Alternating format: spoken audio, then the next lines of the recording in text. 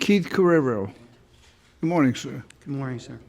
You have a school zone violation on Only Street as well. Yes, sir.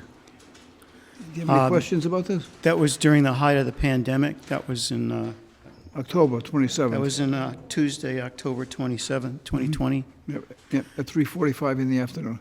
Yeah, and it was getting dark, and I'm not from Rhode Island. I live in Massachusetts.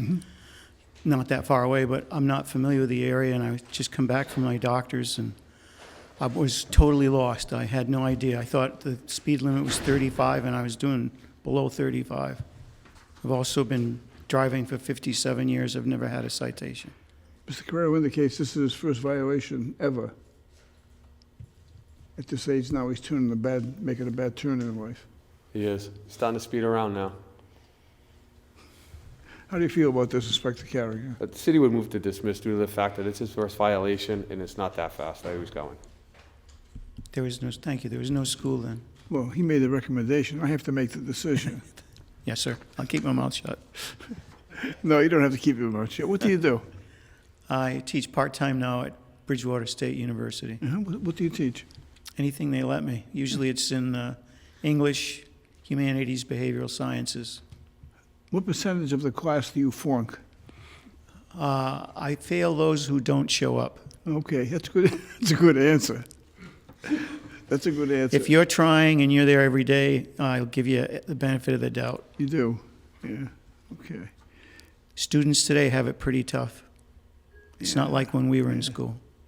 A long time ago in my career, I taught school at Hope High School in Providence, where you allegedly were speeding, so I'm familiar with the area.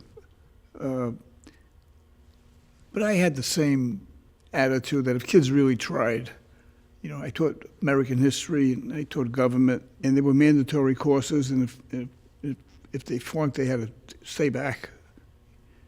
So I always gave the kids the benefit of the doubt if they tried hard. But there was one kid that I just can't forget him. He came in and he had a 50 average, and he had the best attitude in the world. He was always happy, and so it came time for it was the end of the year and final exams, and he got a 50 on the final exam. So if I flunk him, he's not going to graduate. So I said to him, I said, I want you to prepare a history on the building of the Panama Canal.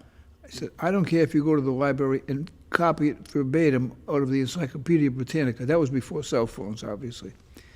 I says, and you got 3 days to do it, right? So 3 days go by, he don't do it. So I sent the mark in and I flunked them.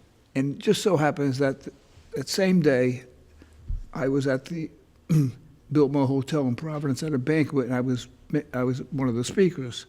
And the kitchen to the banquet hall had a big with a window in it, and I see this face in the window, and a big smile, somebody waving to me. I says, looks like my student. So I asked one of the waitresses, what's that fellow's name? And she said, sure enough, it was him. So I found out later that he worked there after school until 11 o'clock at night because he came from a large family. And he never complained, so anyway, I changed the mark again. Good for you. I changed the mark again, so you can't always be that rigid and that strict, and I'm glad to hear that you don't do that either. No, we're not just grading a human being. Yeah. Okay, on the recommendation of Inspector Carrigan, he's getting soft. Matter's dismissed. I am, Your Honor. Thank you, Inspector.